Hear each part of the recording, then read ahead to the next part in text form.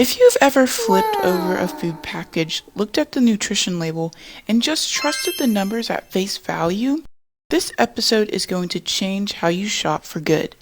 I'm about to show you exactly how nutrition labels are legally allowed to lie to you. And by the end of this episode, you're going to look at every product in your pantry completely differently. Actually, before I even get into the labels themselves, I have to tell you about the one product that made me stop trusting packaging altogether. I'm going to get to it, but I want you to sit with this question first.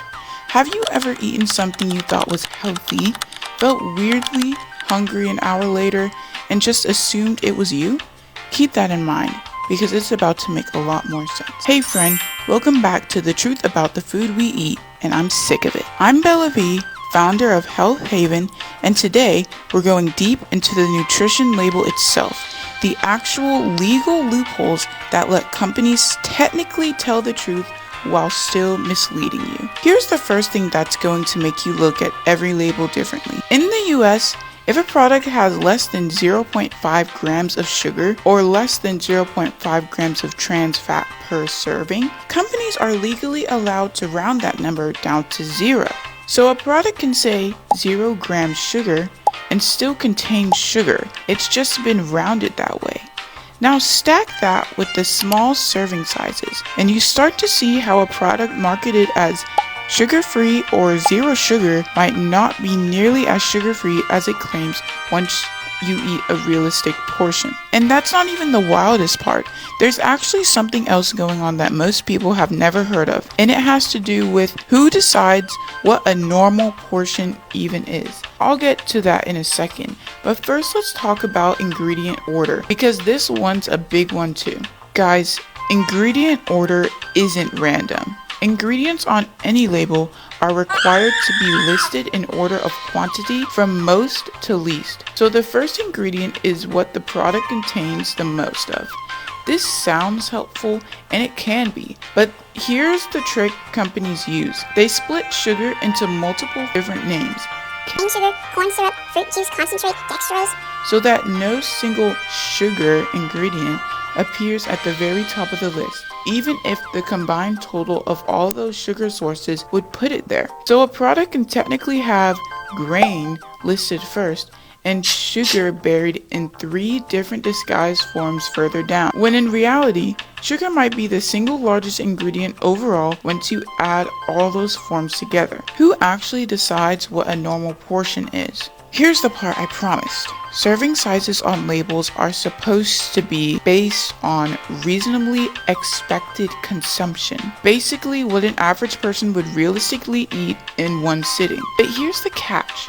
Companies get to submit the data used to determine that number, and there's been ongoing criticism that some of these reference amounts were set decades ago and haven't kept up with how portions have actually changed over time. So a serving size that was considered reasonable 20 years ago might not reflect what people actually eat today. Remember that question I asked you at the beginning? This is where I finally answered it. I was eating a bag of chocolate-covered blueberries, a popular brand, and I finished almost the entire bag before I even thought to check the label. When I finally looked, it said 130 calories, and I remember thinking, it's amazing. I should buy more of these. Something in me paused though, because it felt too good to be true. So I checked again. Turns out 130 calories was per serving, and there were 7 servings in that bag. I had eaten close to 900 calories without having any idea, because nothing about the packaging made that obvious in the moment. That was the moment I stopped trusting the front of the package ever again. And this is all because I thought it was healthy. So you guys don't have to make the same mistake as me. What does this actually mean for you? None of this means the food industry is some evil conspiracy out to get you specifically. It means the system is built around technical, legal compliance, not around actually helping you understand what you're eating at a glance. Once you know that, you stop being surprised by it, and you start building habits that work around it instead. There's a faith piece here too. Honestly, Proverbs talks a lot about wisdom being about seeing past